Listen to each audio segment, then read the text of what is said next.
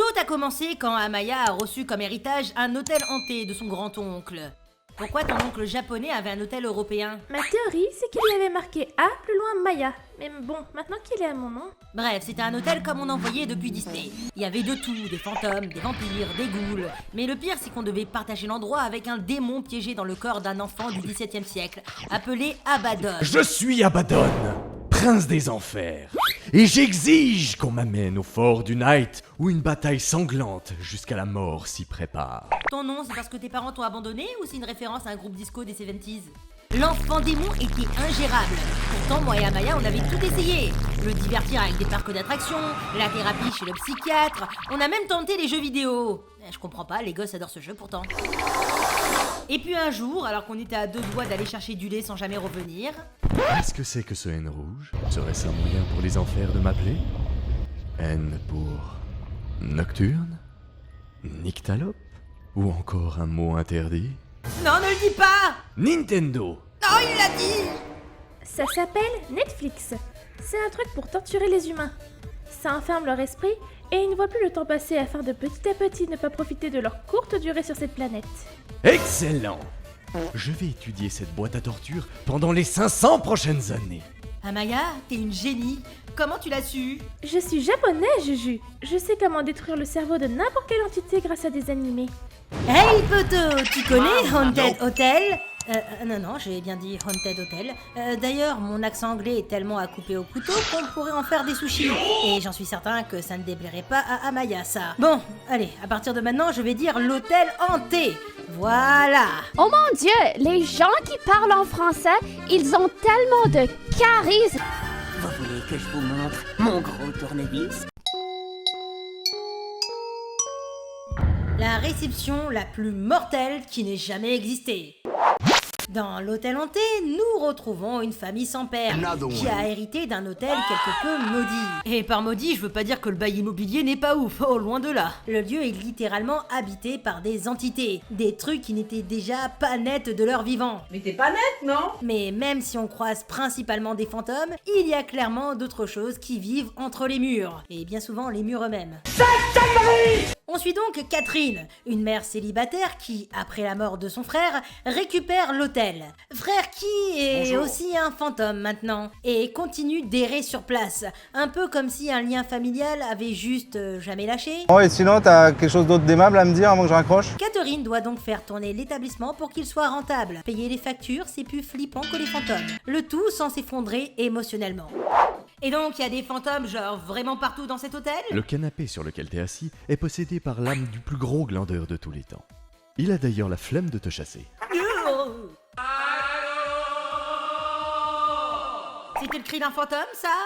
Non, lui c'est l'homme de ménage qu'on a réussi à engager. Chaque personnage de la famille est attachant et possède sa propre vibe. Catherine, la gérante, elle essaye de prendre soin de l'endroit comme si c'était la dernière chose qui lui restait, sûrement pour fuir un passé dont elle n'a pas trop envie d'en parler, et elle est souvent tiraillée. Pourquoi vous mettez dans tous vos états? Je ne me mets pas dans tous mes états, vous m'emmerdez. Mais elle garde le contrôle. Les fantômes, elle les regarde comme si c'était des gamins mal élevés. Nathan, le frère mort, ancien gérant de l'hôtel, maintenant fantôme résident permanent, c'est le tonton cool qui fait des blagues. C'est le mec qui bouffe le cul d'une... Il rassure comme il est là, même s'il flotte à travers les murs en oubliant les poignées de porte.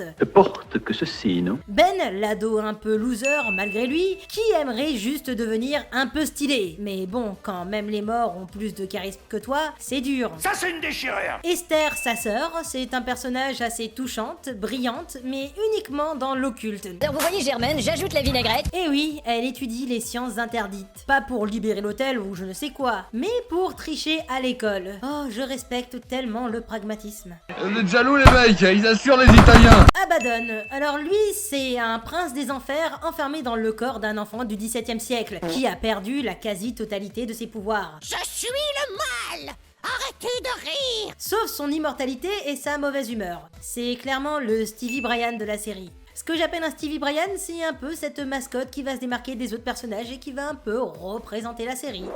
Donc c'est moi l'intérêt même de cette série? Le démon qui veut provoquer la fin du monde? Bah ouais, je veux dire, t'es petit, t'es marrant, enfin t'es goofy quoi. Comment ça, Goofy? Je suis Abaddon, séjour de la destruction et ange déchu de l'abîme éternel. Je vais... Aïe, une écharpe c'est coincé dans mon réceptacle. Oh, tu veux un bisou magique? Oh, tu sais faire ça? Vas-y, sorcière, utilise ta salive démoniaque pour soigner ton maître. Chaque épisode se déroule dans l'hôtel, et la famille va devoir faire face à différents problèmes, souvent liés à des sujets de la vraie vie. Les mots sont comme des poignards. Et si on retire le côté cartoon et les spectres, bah déjà il reste plus grand chose, on parle surtout de trucs réels. Peur de décevoir ses parents, manque de figure familiale, relations compliquées, gestion du deuil, sentiment d'être en trop. La série traite ces sujets avec humour, délicatesse et bien souvent avec malaise mais maîtrisé. La puberté, ça. Et je suis plutôt surpris car la série est plutôt jolie pour une animation faite principalement en puppet et en rigging. Cependant attention, ça reste assez graphique. Et bien que la série se focus surtout sur les problèmes de la famille, on retrouvera dans chaque épisode nos amis les fantômes, qui bien qu'au début pourraient en déranger certains, se révèlent au final être des personnages secondaires très rigolos. Qui c'est qui a osé peindre mon cheval en bleu? Et c'est plus la famille qui doit apprendre à vivre avec eux que l'inverse. Les fantômes sont d'ailleurs une de leurs sources de problèmes, car aucun client n'a envie de séjourner dans un hôtel hanté par un esprit qui cherche à tout prix à avoir notre peau. Ce qui fait qu'il croule sur les dettes. Mais malgré ces péripéties, la plupart d'entre eux sont assez sympas et loueront une véritable amitié avec certains personnages, comme Ben qui sort avec le fantôme d'une fille de son âge, morte emmurée vivante dans les murs de cet hôtel. Ou encore Abaddon, qui, de son comportement de petit démon, paraît plus pour un enfant capricieux qui finit plus ou moins par s'attacher à sa famille. Mais à part cela, cette série parle de mort, de deuil, de choses lourdes.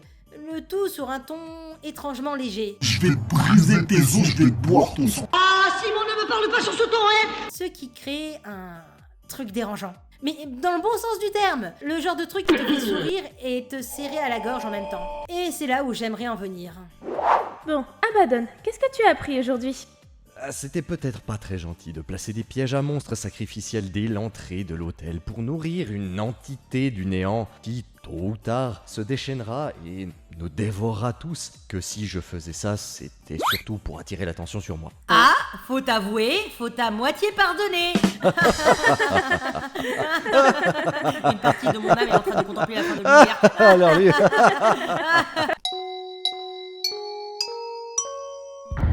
Conclusion.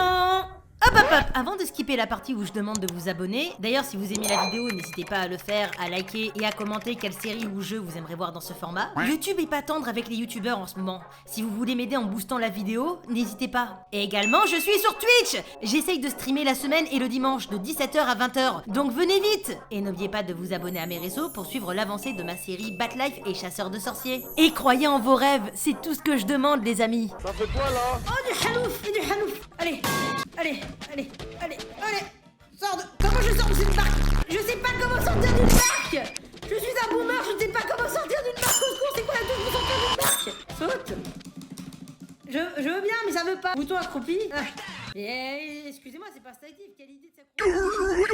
Bon, la première fois que j'ai vu le trailer de cette série, j'ai dit non mais c'est quoi ce plagiat honté de ce truc là avec des démons qui se passent dans un hôtel et qui a eu un succès interplanétaire. Hôtel Transylvanie, c'est ça. J'avais pas vraiment prévu de regarder la série, encore moins d'en faire un épisode, car il s'agit là d'une série Netflix et que bah zut, les séries d'animation de Netflix, quand ça parle pas d'adolescents qui se galochent pendant 50 saisons pour plaire à des dégénérés, on n'en voit pas des masses. Je veux dire, qui se souvient encore de ça ou encore de ça? Bien sûr qu'il y a eu des tas de séries qui sont sorties du lot grâce à Netflix, mais une grande partie sont juste à l'abandon ou ont été annulées au bout d'une saison voire deux. Salut Inside Job, à jamais dans nos cœurs. Salut mon pote.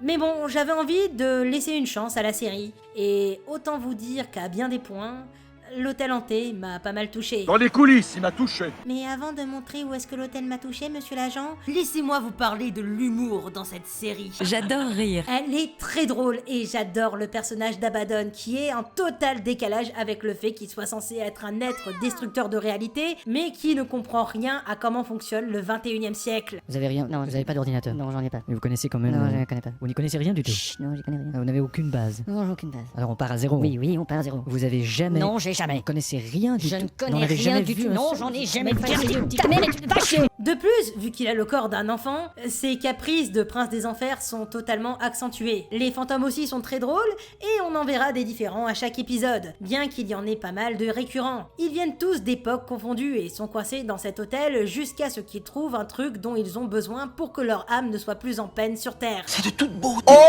Et c'est là où la série est vraiment très cool, c'est qu'au lieu de se faire chier à inventer tout un voisinage, et bah les personnages attachants sont déjà dans l'immeuble, y a pas besoin d'inventer tout un Springfield. Au pire, on a qu'à faire payer des fantômes un peu comme des tipeurs. Ouais. Les fantômes sont macabrement effrayants. Salut, c'est Franck Leboeuf. La plupart sont des tueurs qui ont fait des centaines de victimes de leur vivant. Et pourtant, maintenant, ils ne peuvent plus interagir physiquement avec la famille. Et oui, ce ne sont que des ectoplasmes. En plus, en termes de chara-design, la plupart des monstres sont extrêmement trash et flippants. Dans un style que j'adore. Non, je vous jure, les créateurs se sont fait plaisir en termes de créatures en tout genre. Maintenant, on va parler un peu de ce qui m'a pas mal touché. Bon, cette série a été créée par Matt Roller.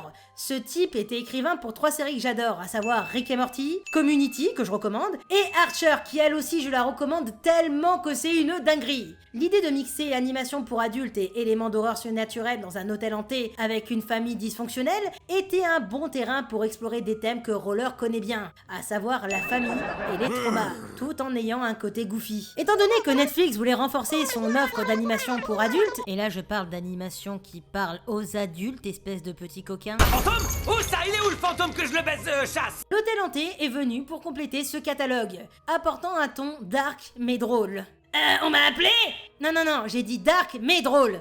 Oh, c'est pas gentil ça. La thématique principale de cet univers burlesque est avant tout la famille. Par là, j'entends qu'on suit surtout les aventures d'une famille américaine de classe moyenne et elle est assez bien écrite pour qu'on s'identifie tous à au moins un personnage. Mais là où ça touche au personnel, c'est quand les émotions sur ce qu'on ressent sur autrui prennent le dessus. Excusez-moi, je suis pas ch'timi, je suis de la région parisienne et j'ai rien compris. Et là, je sais que je vous ai un peu perdu, donc je vais donner un exemple assez débile. Le tonton mort, Nathan, bien qu'il semble vivre l'au-delà avec humour, c'est vraiment dur émotionnellement pour sa sœur, surtout quand on connaît la véritable cause du décès. En voyant certaines de ces scènes, je me suis imaginé des proches, voire des connaissances à moi, avec qui j'ai eu des disputes par-ci par-là. Je les ai imaginés en fantôme, pour voir un peu l'effet que ça me ferait. Résultat de cette thérapie, je me sentais super coupable, car ça me rappellerait qu'ils ou elles sont mortes et que je ne pourrais jamais faire mon deuil, ni les prendre dans mes bras et dire à quel point je suis désolée qu'on se soit disputé pour des broutilles. Et bah, c'est ce malaise qu'on ressent quand ce genre de sujet est abordé, et ça nous fait relativiser que les personnes de notre entourage avec qui on a eu des hauts et des bas ne seront pas toujours là pour qu'on leur dise à quel point on les aime, et que sur cette planète, bah, on n'est pas grand chose. Et bien peu de choses. Ce genre de petit scénario assez anodin qui au final cache un message assez dérangeant et réaliste, et bah, on s'attend pas vraiment à voir ça dans ce genre de série. Et même pour les personnages des enfants qui grandissent sans réelle figure paternelle et qui se pensent assez grands pour savoir gérer un hôtel. Profit, chiffre d'affaires, c'est ce qu'il faut dire. Alors oui, c'est édulcoré grâce au fait que ce soit un cartoon, mais même eux n'échappent pas au problème de l'adolescence, la timidité, le fait de ne pas savoir s'affirmer, les couples impossibles ou encore la jalousie. Et puis il y a Abaddon, qui s'aperçoit que cette famille d'humains est encore la seule à le considérer, là où l'enfer l'a littéralement rejeté, car c'est un petit peu trop la honte ce qui lui est arrivé.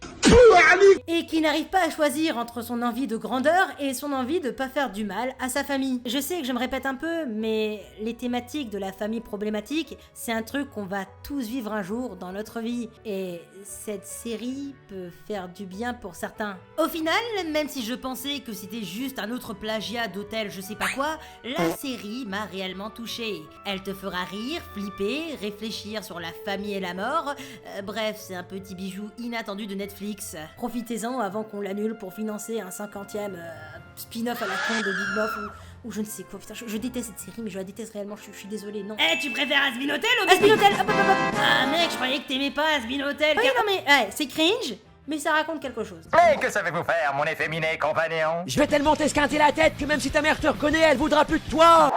Ça a pas été facile, mais on a réussi à calmer ce petit démon. Il s'est enfin rendu utile à l'hôtel.